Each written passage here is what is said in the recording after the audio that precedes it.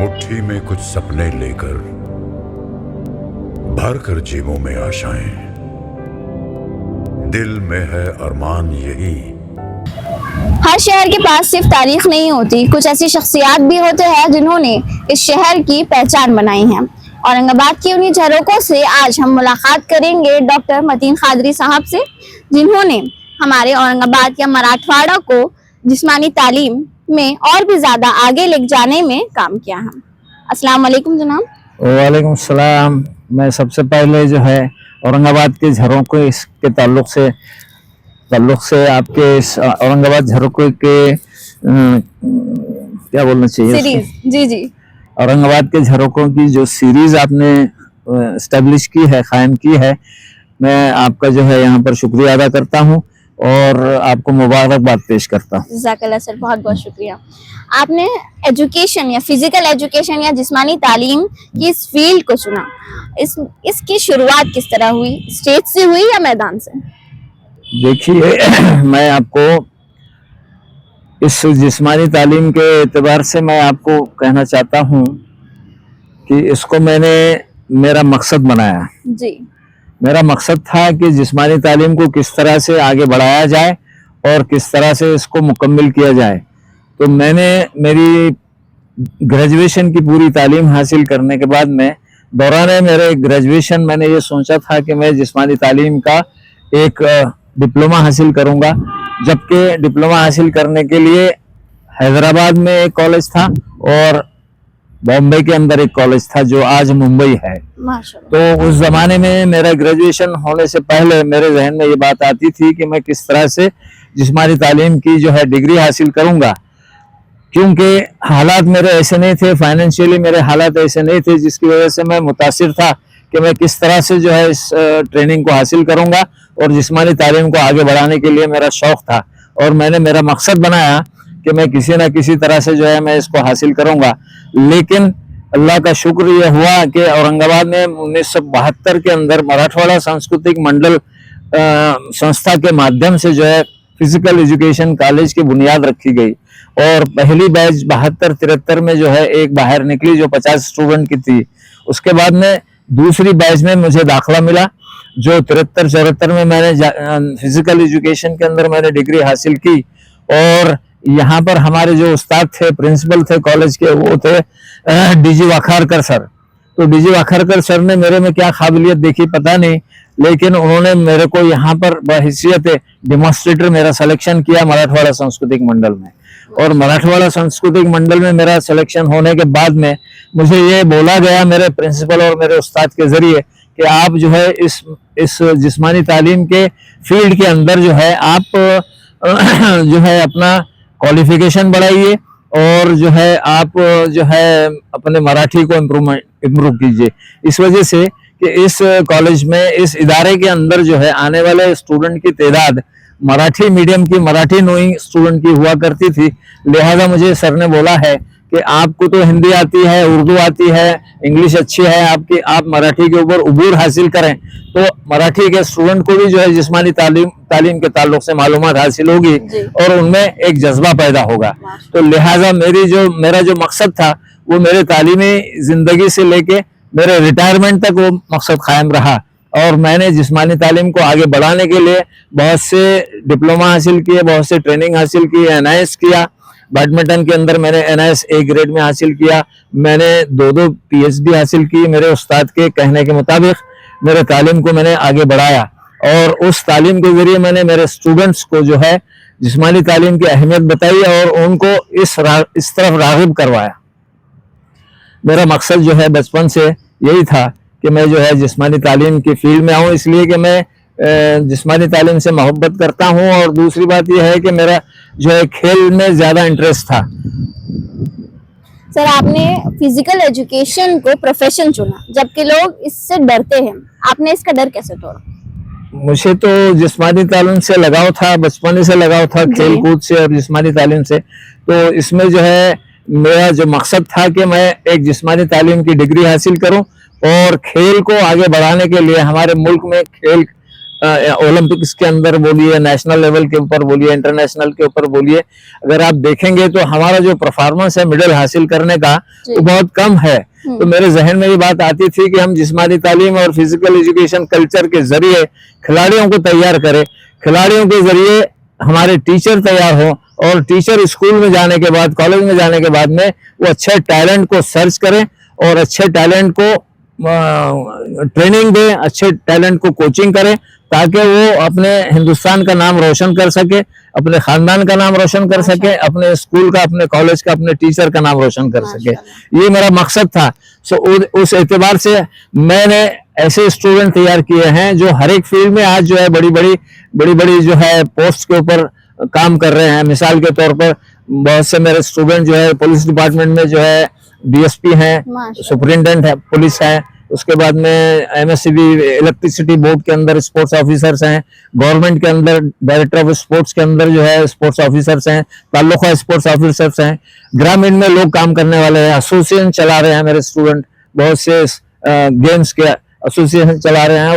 उसके माध्यम से जिस तरह से हमने उनको ट्रेनिंग दी, हमारे फिजिकल कल्चर में, फिजिकल ट्रेनिंग के अंदर जो हमने ट्रेनिंग दी है, वो ट्रेनिंग के जरिए बच्चे उसको आगे ले जाने के लिए काबिश हैं और कोशिश कर रहे हैं, और उसमें उनको सफलता मिल रही है। कभी ऐसा वक्त आया जब आपको ये चीज लगा है कि नहीं, मेरे अंदर अब हिम्मत नहीं है, मैं आगे नहीं बढ़ सकता? नहीं, मेरा एक वक्त आया था जिस्मानी तालीम का कॉलेज यहाँ खुलने से पहले जी। मेरे को ये महसूस हुआ कि मैं ये जिस्मानी तालीम की डिग्री हासिल नहीं कर सकता हूँ। एक वक्त था मेरा, और वो था 1972 और 73 का, जब मैं फाइनल ईयर में था। तो 72 में अल्लाह ने जो है यहाँ पर जो है इदारा कायम किया, फिजिकल एजुकेशन ट्रेनिंग इंस्टीट्यूट को लाया गया, और यहाँ पर मराठवाड़ा सांस्कृतिक मंडल का एक बहुत बड़ा योगदान है, जिन्होंने जो है पूरे महाराष्ट्र में नहीं, पूरे हिंदुस्तान के अंदर कश्मीर से लेके कन्याकुमारी तक हमारे शागिर्द फैले हुए हैं। और इस संस्था के माध्यम से, इस कॉलेज के माध्यम से बहुत से स्टूडेंट्स ने बीपीएड किया है, मास्टर डिग्री किया है, और पीएचडी का सेंटर भी यहाँ पर है, रिसर्च सेंटर है यहाँ पर। और यहाँ से बहुत से स्टूडेंट जो है जिस्मानी तालीम में जो है तहकीक मुखाला मुकम्मल करके जो है आगे बढ़ रहे हैं, और अलग अलग कॉलेजेस के अंदर बहैसियत लेक्चरर काम कर रहे हैं जिस्मानी तालीम। माशाल्लाह। आज आप देखते हैं ये यूथ सिर्फ बॉडी बनाना चाहती है, सेल्फ डिसिप्लिन नहीं। ये सिस्टम का दोष है या फिर बच्चों का? ये मेरे हिसाब से मैं ये सोचता हूँ कि ये जो है, इसमें जो बच्चे रागिब हो रहे हैं सिस्टम के जरिए से, जो एक डाइवर्सिफिकेशन स्टूडेंट्स के अंदर हो रहा है, और स्टूडेंट जो है इस तरफ जा रहे हैं कि वो अपनी बॉडी बिल्ड करें। तो बॉडी बिल्ड करने के लिए हमारे फिजिकल एजुकेशन के अंदर ऐसे डिसिप्लिन है, आपको मैं बता दूं कि हमारे पास जो है एनाटॉमी फिजियोलॉजी है, जिसके अंदर स्टूडेंट को, हमारे पास तैयार होने वाले टीचर को मालूमात होती है कि जिस्म को किस चीज की जरूरत है, कौन सी चीज को आपको बहैसियत टीचर जो है स्टूडेंट को देना चाहिए। तो वहां पर हर एक चीज जो है आपको टीचर अता करेगा, स्कूल में हो, कॉलेज में हो या ग्राउंड पर हो। आपकी जो रिक्वायरमेंट है, बॉडी के रिक्वायरमेंट के हिसाब से आपको न्यूट्रिशन दिया जाएगा। तो डाइटरी प्रोग्राम बनाना जो है एक टीचर की जिम्मेदारी है, और वो जो है स्टूडेंट की जिस्मानी साख्त के बुनियाद पर उसको देनी चाहिए। सोशल मीडिया पर फेक ट्रेनर्स जो होते हैं स्टेरॉइड्स की तरफ बच्चों को राग़िब करते हैं, इसकी आपकी क्या सोच है? ट्रेनर्स का ऐसा है मेरी नजर में कि ये लोग प्रोफेशनल हैं, और ये जो है पैसा कमाने के ताल्लुक से जो है स्टूडेंट को जो है मिसगाइड कर रहे हैं, और उनको चाहिए कि सही रास्ते पर लाकर उनको ट्रेन करें। बिल्कुल आपकी सही बात है, मगर मैं जानना चाहूंगी, मराठवाड़ा जो है तो टैलेंट से भरा भरा है, ठीक है, मगर हमारे पास जो है तो फैसिलिटीज ही नहीं है जिस तरह हम बच्चों को पुश कर सके। तो इस सिस्टम दबा रहा है बच्चों को या पुश कर रहा है? अभी जो है मौजूदा गवर्नमेंट ने फिजिकल एजुकेशन को हर एक स्कूल में कंपलसरी किया है जी। फिजिकल टीचर्स को ज्यादातर तरजीह दी जा रही है, फिजिकल टीचर्स की जो है अपॉइंटमेंट्स की जा रही हैं स्कूल्स के अंदर, हाई स्कूल्स के अंदर, जूनियर कॉलेजेस में, सीनियर कॉलेजेस में, यूनिवर्सिटीज में। आप देखेंगे कि वहां पर भी डायरेक्टर हैं, टीचिंग डिपार्टमेंट है फिजिकल एजुकेशन का। और फिजिकल एजुकेशन एक मल्टी डिसिप्लिनरी इवेंट है जी। ये जो हमारी डिग्री दी जाती है, इसके अंदर जो है सब्जेक्ट्स अलग अलग पढ़ाए जाते हैं, और ये इंटर डिसिप्लिनरी है। जैसे कि आप देखें कि मेडिकल कंसेप्ट इसके अंदर आ जाता है, इसके अंदर जो है एडमिनिस्ट्रेटिव कंसेप्ट आ जाता है, इसके अंदर जो है आपके कोऑपरेटिव कंसेप्ट आ जाता है, मिलजुल के काम करने का, टीम के एतबार से एक दूसरे से मिलकर काम करने की, जद्दोजहद करने की जो है, इस एजुकेशन के जरिए आपको हर एक चीज मिलती है। मतलब स्टूडेंट का जो हमारे पास से टीचर बन के निकलता है वो morally, physically, mentally, socially develop होके निकलता है। माशाल्लाह। इसको हम बोलते हैं ऑलराउंड डेवलपमेंट। जी। पर सर आजकल जो है तो हमारी जो गवर्नमेंट पॉलिसीज होती है वो ग्राउंड तक नहीं आ पाती। गवर्नमेंट की पॉलिसीज का कैसा है मैडम, गवर्नमेंट जो डायरेक्ट करती है हर एक इदारे में जो है उनके सर्कुलेशन दिए जाते हैं। जी। जैसा कि जीआर निकला है, अभी आप देखेंगे जी, GR निकला। कि सेंट्रल गवर्नमेंट ने और स्टेट गवर्नमेंट ने मिलकर जो है जीआर निकाला है कि स्पोर्ट्स और फिजिकल एजुकेशन को स्कूल में कंपलसरी किया जाए।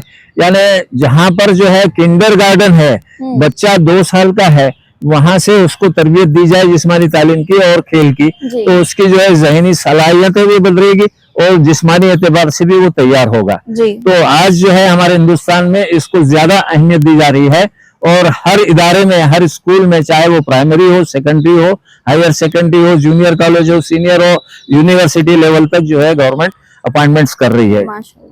सर आप प्रिंसिपल भी है, टीचर भी है, कोच भी है। मैं ये जानना चाहूंगी कि आज का यूथ आपकी नजर में ज्यादा कंफ्यूज है या फिर ज्यादा स्ट्रांग है? आज अगर मेरे जहन में ये बात आती है, आज के स्टूडेंट्स को देखता हूँ कि वो स्टूडेंट जो है अपने जिस्मानी डेवलपमेंट के ताल्लुक से, दूसरा जो है अपने जहनी तरबियत के ताल्लुक से, दूसरा जो है अपने फैमिली के ताल्लुक से जो है बिल्कुल अनअवेयर है। जी।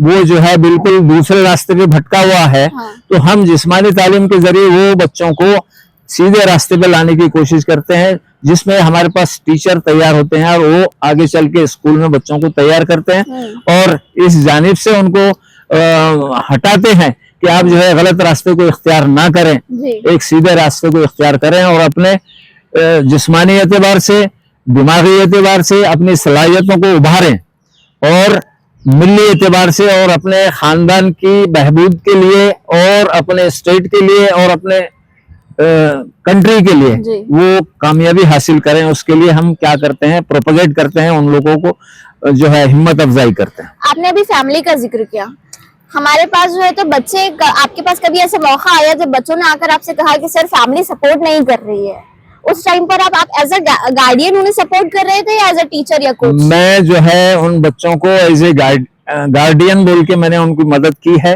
और उनके पेरेंट्स को भी मैंने बताया है कि जिस्मानी तालीम और खेल की अहमियत क्या है स्कूल में, हायर स्टडीज में, लोअर स्टडीज में। तो ये इस चीज के ताल्लुक से मैंने उनको बताया हूँ। तो बहुत से पेरेंट जो है इस चीज को एक्सेप्ट करते हैं कि नहीं, हम जो है हमारे बच्चों को। इस वक्त हमारे साथ मौजूद है प्रिंसिपल मकरंद जोशी सर। सर इस वक्त हमारे पास मैं खास तौर पे कहूंगी मराठवाड़ा और औरंगाबाद, क्या आप देखते हैं कि जितना लोग MBBS नीट्स के लिए प्रिपरेशन करते हैं और जितना प्रेफरेंस देते हैं पेरेंट्स भी या बच्चे भी, उतना फिजिकल एजुकेशन के लिए नहीं देते हैं, इस पे आपकी क्या राय है? बिल्कुल सही आपने ये क्वेश्चन रेज किया है जी। क्योंकि जहां तक हमारा स्पोर्ट्स और फिजिकल एजुकेशन का सवाल है, हम लोग देखते हैं कि जो प्रोफेशनल कोर्सेस है इसके अंदर BPEd पहले होता एजुकेशन के लिए है, DEd होता था, CPEd होता था, लेकिन अभी केवल BPES जो 12वीं के बाद होता है कोर्स, और जो अभी एग्जिस्टिंग कोर्स है वो है BPEd और MPEd। तो वो कोर्स के लिए जब CET होती है, सेंट्रल स्टेट गवर्नमेंट का जो कॉमन एंट्रेंस टेस्ट होता है, तो उसमें अभी तक पाया गया है कि उसके अंदर जो सीटें 10,000 है तो 6,000 ही लोग अपीयर हो रहे हैं। तो यहां से स्पष्ट स्वरूप से सिद्ध हो जाता है कि यहाँ कम लोग आ रहे हैं।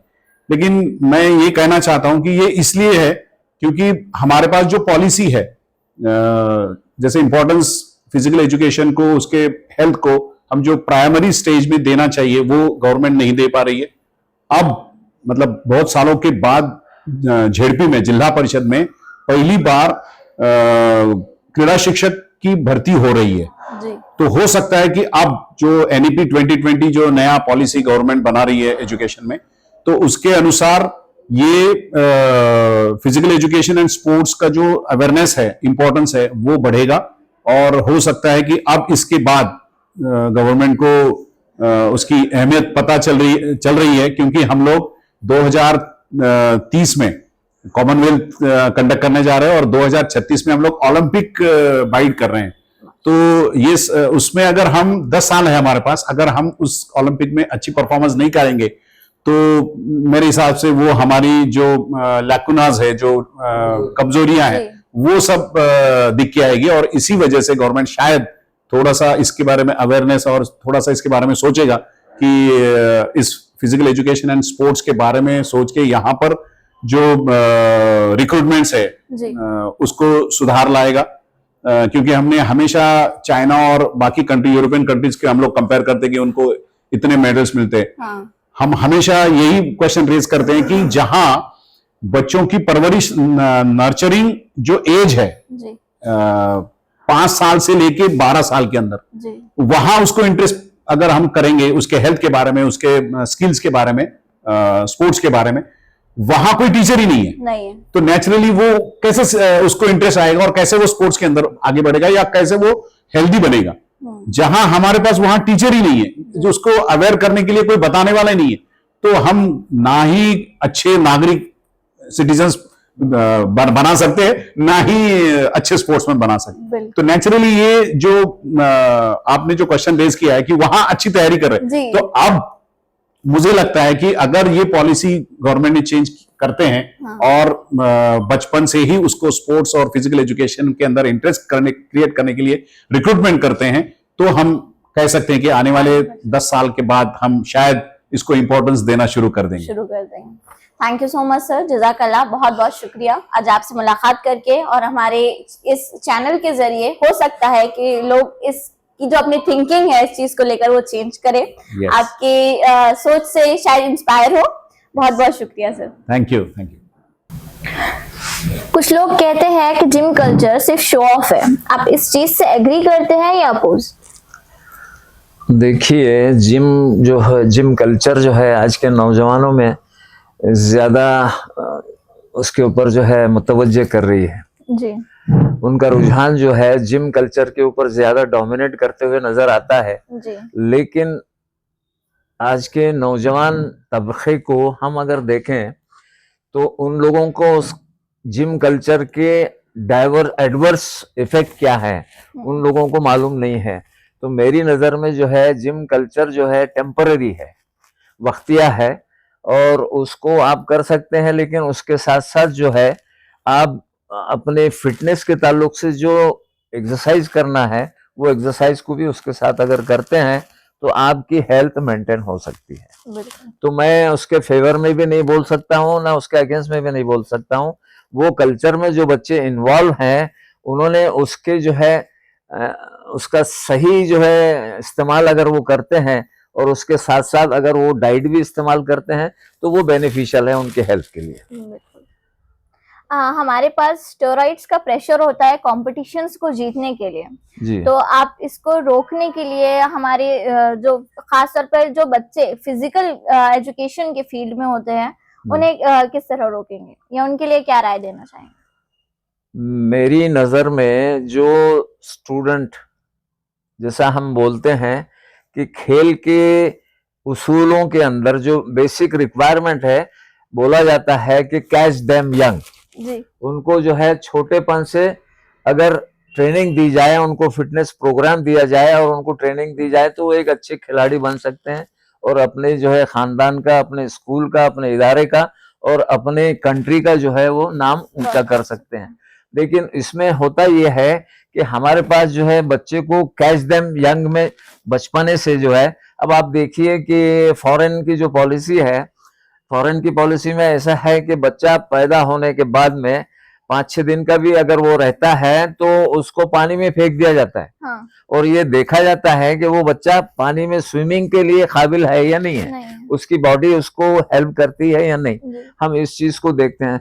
तो इस चीज का जो एनालिसिस है वो एनालिसिस जो है हमारे फिजिकल कल्चर के अंदर नहीं है।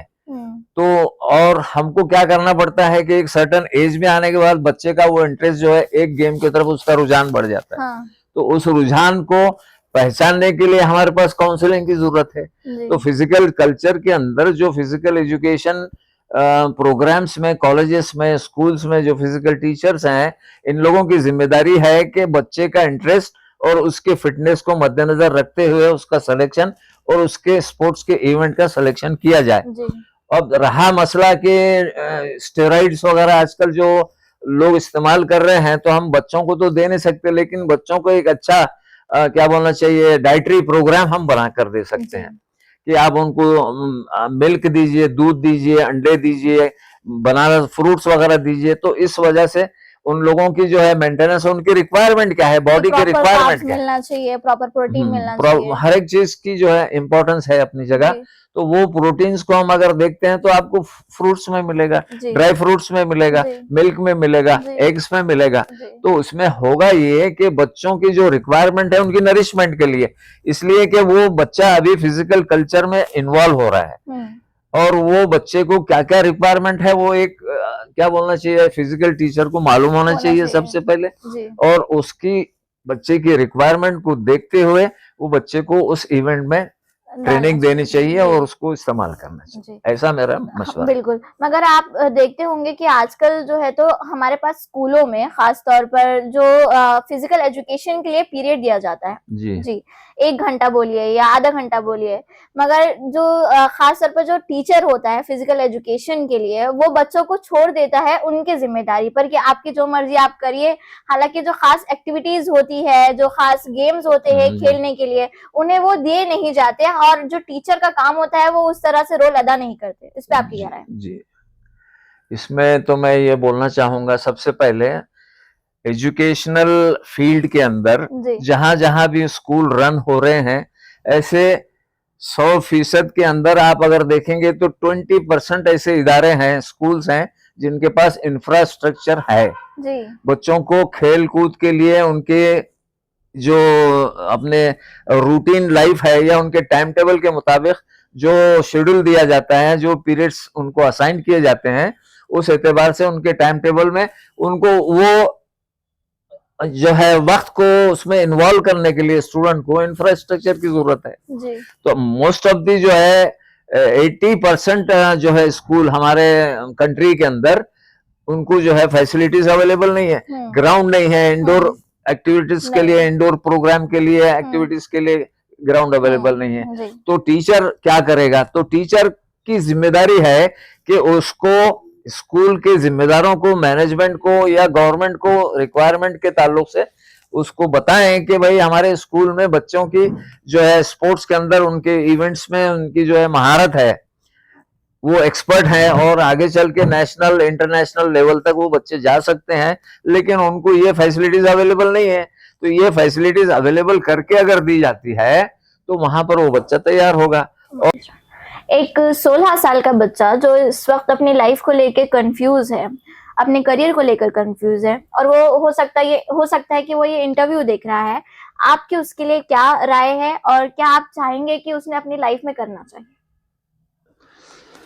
देखिए, ये जो एज आपने बताई है, इस एज के अंदर जो बच्चे हैं वो मैच्योरिटी लेवल में आने के लेवल पर हैं। जी, तो ये जो एज रहती है बच्चों की, उस एज को हम क्या बोलते हैं कि जवानी की उम्र में बच्चा दाखिल हो रहा है। जी, तो इस वजह से होता यह है कि इस उम्र में बच्चों को अपनी सेहत का ख्याल रखना जरूरी है, जी, अपने पेरेंट्स का ख्याल रखना जरूरी है, अपने एजुकेशन के ऊपर जोर देना जरूरी है। जी, उसी तरह से जो है अपने डे टू डे लाइफ के अंदर फिजिकल कल्चर को अपने आप में ढालने की जरूरत है। जी, तो यहाँ पर देखा यह जाता है कि बच्चों की इस उम्र में ज्यादातर उनका रुझान मोबाइल में लगा हुआ है, कंप्यूटर में लगा हुआ है, टीवी स्क्रीन के ऊपर लगा हुआ है।